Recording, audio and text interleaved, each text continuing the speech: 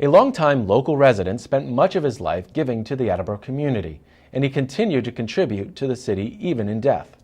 The late Charles Denham Jr. was a well-known and active Attleboro resident. He participated in numerous local organizations in addition to being an election commissioner for over 2 decades. When he passed away last January, he made one final contribution to the community by donating 28 acres of land to the Attleboro Land Trust. To find out more about the donation, we spoke with Land Trust board member Charlie Adler. The Attleboro Land Trust has been around since 1990. We have several large tracts of land in Attleboro. The Coleman Reservation on Steer Street, the Vaughan Memorial Forest on Steer Street, the Leech Wildlife Sanctuary not far from Locust Street, the Lawrence Preserve in South Attleboro, and all of these properties have walking trails that the public can use, no charge.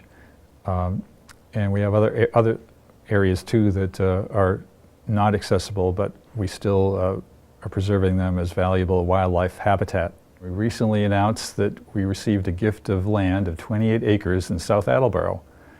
And for that we are indebted to the family of Charles Denham Jr., who was a longtime resident of Attleboro, of South Attleboro, is where his family had lived for generations.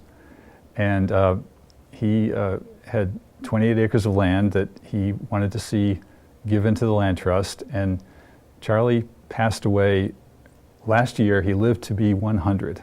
And this is a photo of him at 100. He was living in Centerville at the time, but spent most of his life in Attleboro.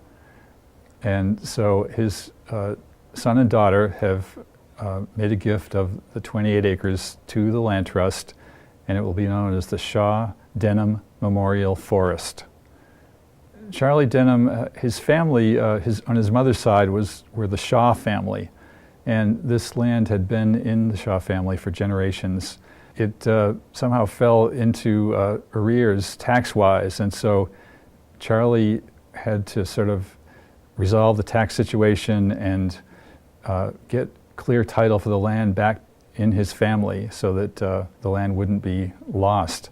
And so he invested a lot of time and money over the years, and he finally got clear title to the land, and then he wanted to see it preserved as a forest because he had spent many happy hours walking the property.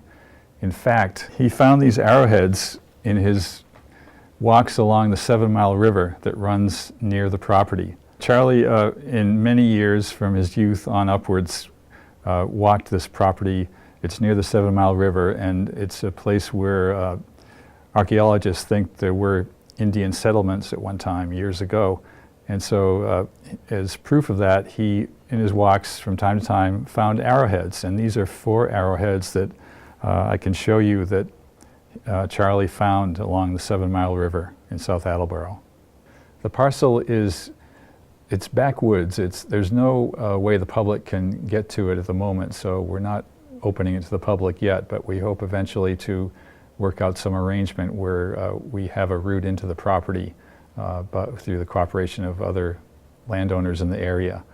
Part of it was once used as a woodlot, and so there are a lot of tall trees, a nice area for walking, dry, upland with oaks, pines, and other trees. And then there's also a wetland area where there are a lot of different wildflowers to be found. The land also is very important to our water supply. It's near the river, and it's an aquifer that is important to keep our water supply clean and safe.